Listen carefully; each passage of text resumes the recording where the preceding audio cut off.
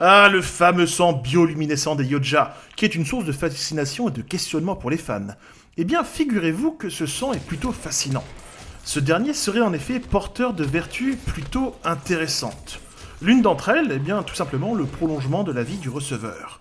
Et l'un des rares exemples, enfin plutôt le seul intéressant, c'est celui de Hunter Borgia.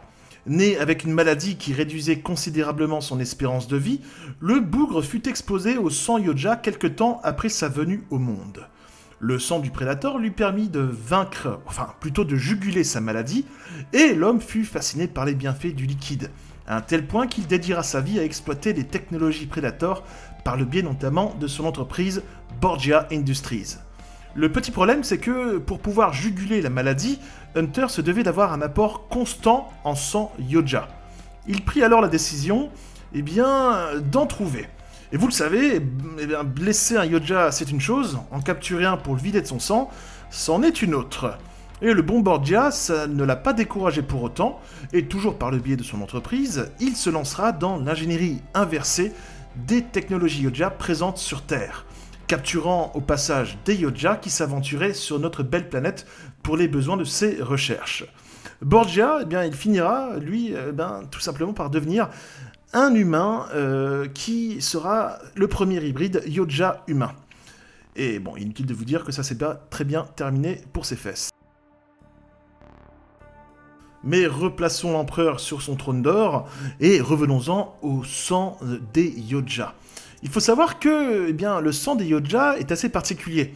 Et vu que la nature fait très bien les choses, ce sang aurait comme vertu de partiellement annuler les effets dévastateurs du sang des xénomorphes. Le sang des Yoja est réputé comme étant épais, d'une odeur douceâtre, et il est plutôt chaud au toucher, ce qui pourrait impliquer que les Yoja seraient des êtres à sang chaud.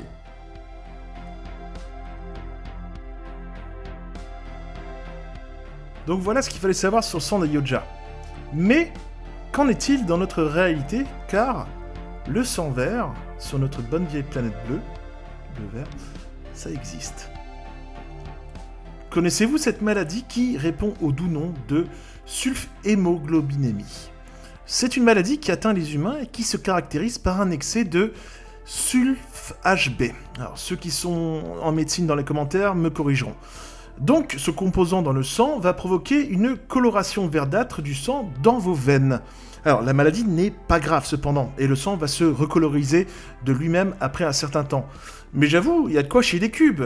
Et pour vous le prouver, la maladie est tellement rare que certains médecins ne la connaissent absolument pas. Comme par exemple en 2005 à Vancouver, où une équipe de chirurgiens a eu la peur de leur vie en découvrant un patient dont le sang était vert.